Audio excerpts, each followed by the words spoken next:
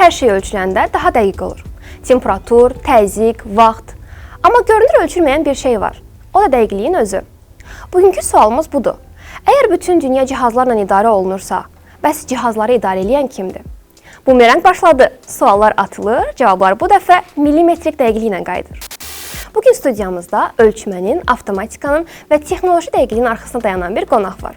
O, Adnusunun Cihaz Mühəndisliyi kafedrasının müdürü, texnika elmləri doktoru Lalə Bəkirovadır. Xoş gəlmisiniz Lalə xanım. Çox sağ olun, minnətdaram, dəvətinizə görə təşəkkür edirəm. Cihaz mühəndisliyi deyəndə çoxları sadəcə ölçmə alətləri düşünür. Bəs bu sahənin əsl miqyası nədir?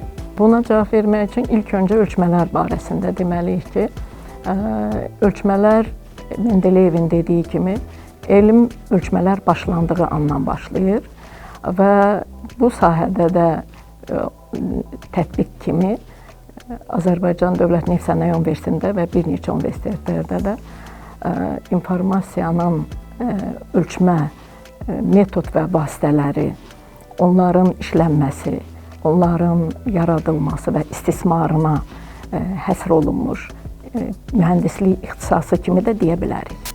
Dəqiqlik bu sahənin əsas anlayışıdır. Bəs Lalə xanım, burada səhvə yer varmı? Ölçmələr əgər varsa, daxili və xarici faktorların təsirindən mütləq xətalar deyirik biz səhvə, mütləq xətalar var.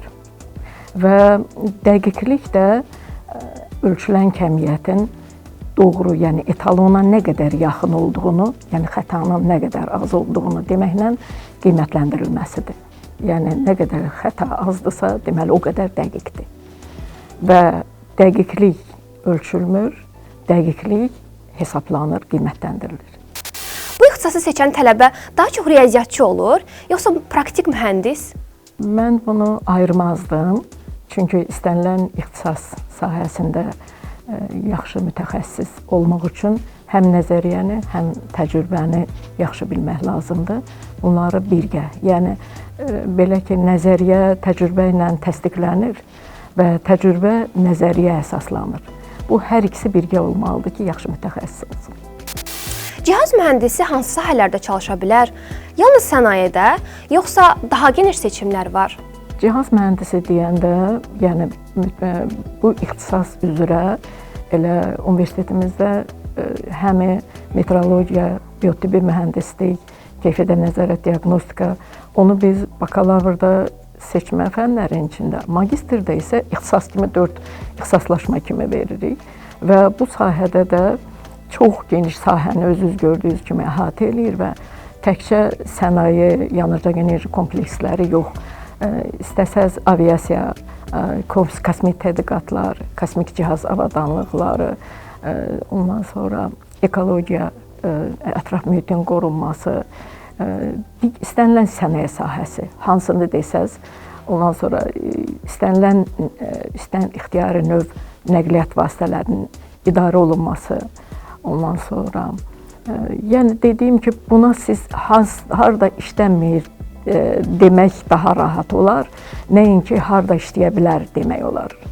Onun üçün bizim tələbələrimizin iş tapması rahat olur. Avtomatlaşdırma artdıqca insan faktoru azalır. Bəs sizcə cihaz mühəndisliyi insanı əvəz eləyir, yoxsa onu daha da gücləndirir? Texnika, texnologiyanın inkişafı və yaxud da ki, orada baş verən sıçrayışlar, inqilablar insanın da düşüncəsində, zəkasında sıçrayışlar yaradır. Və insan istər-istəməz özünü bu texnika, texnologiyadan öndə görməsi üçün insanda da artım, inkişaf olur.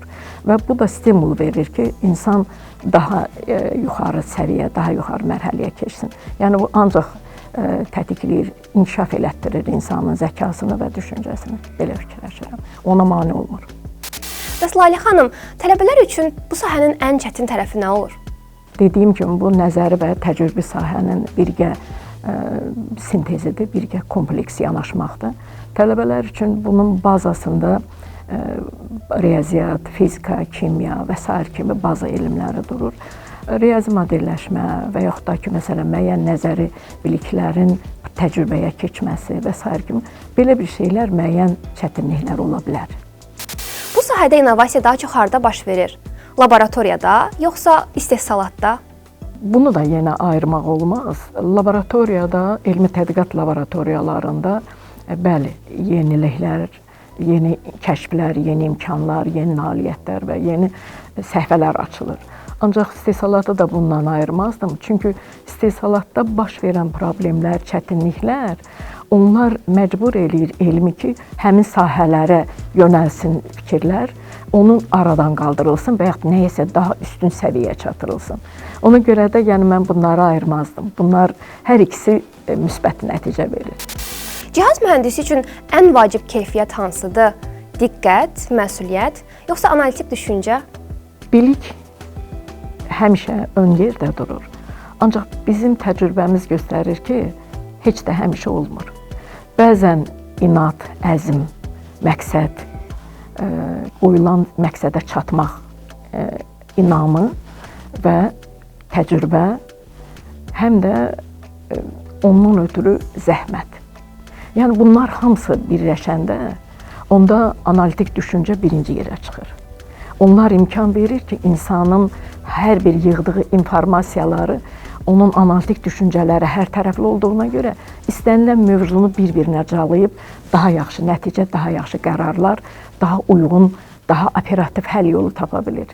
Onun üçün də mən məsələn bunların hamısının önündə yenə zəhmət, bacarıq, məqsəd, inadkarlıq, əzm, təbii ki, bilik, mütləq başda da bilik olsun. Bugünkü tələbələr bu sahəyə nə qədər maraq göstərir? Yeni nəsil texnologiyaya açıqdırmı? Hər sahədə olduğu kimi bu sahə də inkişafını yaşayır. Çünki bu dəqiqə ağıllı ev, ağıllı sənaye, ağıllı şəhər, ağıllı nəqliyyat hər yerdə. Yəni bu sahə, bu dəqiqə prezidentimizin fərmanından süni intellektə verilən dəyər gördünüz nə qədər əhəmiyyət daşıyır və bizim universitetdə yaradılan Süni İntellekt İnstitutu və bunun elmi tədqiqat mövzularının bu sahəyə yönəlməsi. Bütün bunlar göstərir ki, yəni burada da mütləq innovasiyalar və yeni texnika, texnologiya, o cümlədən zamanın tələbi olan süni intellekt bazalı ölçmə, nəzarət, idarə etmə, deyibən biz də o yolun yolcusu olmalıyıq. Yoxsa biz cəmiyyətdən geri qalarıq. Çünki informasiya ölçmə metod və vasitələri deyəndə sensorlar, ölçmə qurğuları, ölçmə cihazları, ölçmə sistemləri, nəzarət sistemləri, diaqnostika sistemləri, tanıma sistemləri. Təsəvvür edirsiniz nə qədər geniş bir alanı əhatə eləyir bu. İndi onların hər birində bu yeniliyi nəzərə alın ki, bunların hamısı ən müasir yeni zamanın tələbinə uyğun olmalıdır. Deməli, biz də onun içindəyik və olmalıyıq. Bəs cihaz mühəndisliyi gələcəyin hansı sahələrində daha kritik rol oynayacaq? Elə bir sahə yoxdur ki, o sahədə biz deyək ki, cihaz mühəndisi iştirak eləmir. Onu demək daha rahatdır. Nəinki desək ki, harda olmaz. Çünki bilirsiniz necədir, cihaz mühəndisliyinin iştirak elədiyi sahələr, bayaq mən dediyim kimi ölçmələr, bilavasitə ölçmələr var. Bir də var dolayı ölçmələr, hansı ki hesabatla olur və yaxud da ki qeyd etmək. Deməli, hansı sahələrdə ki bilavasitə görünmür cihaz mühəndisliyi, ora mütləq ölçmələr dolayı yolla da yenə də onun bazasında oturur. Onun əsaslandığı, qiymətləndirdiyi statistikası, onun mütləq o informasiyanı götürüb onun həmin o biz verdiyimiz informasiyalara əsaslanmalıdır. İstəyir hər gün gördüyümüz xəbərlər, hər gün hava xəbərləri, hər gün eşitdiyiniz hər birinin arxasında ölçmə durur və bu danılmazdır. Hara baxsaz, arxasından gedib izləsəz görəcəksiniz ki, ya birbaşa ya dolayı yolla birbaşa onunla bağlıdır. Ona görə də bu sahənin mütəxəssisi çox diqqətli olmalıdır, çox ətraf mühiti, bütün digər elm sahələrini yaxşı öyrənməlidir və bu sahənin aparıcı mütəxəssisi olmalıdır ki, digər sahələrin hamısının qovşağıdır bu. Və son sual, əgər hər şeyi ölçmək mümkündürsə, sizcə uğuru da ölçmək olarmı? Ölçülməyən heç nə yoxdur. Ölçülən kəmiyyət kimi də ölçmək olar. Onu müəyyən meyarlarla da ölçmək olar. Yəni, biz ona səlis verilənlər və qeyri-səlis verilənlər əsasında da deyə bilərik. Və bu baxımdan aşağı, yuxarı, yaxşı, çox yaxşı, əla və s. kimi istənilən hətta ki, kəmiyyəti olmayanda ölçmək kimi qiymətləndirə bilərik biz. Onun üçün mən düşünürəm ki, uğuru da qiymətləndirmək olar, dolayı yolla ölçmək olar. Təşəkkür edirik Layla xanım. Görünür cihaz mühəndisliyi sadəcə ölçmək deyil, bu sistemli düşünməkdir. Çox sağ olun Nəzrin xanım, çox maraqlı suallarınıza görə və dəvətinizə görə. Bəli, sizin dediyinizi də demək olar, sistemli düşünməkdir və bu sahədə çox geniş, ətraflı biliyə və onun tətbiqinə nail olmaqdır. Bugün öyrəndik ki, cihaz mühəndisliyi görünməyən prosesləri nəzarətdə saxlayan bir sahədir. Dəqiqlik sadəcə rəqəm deyil, bu bir məsuliyyətdir.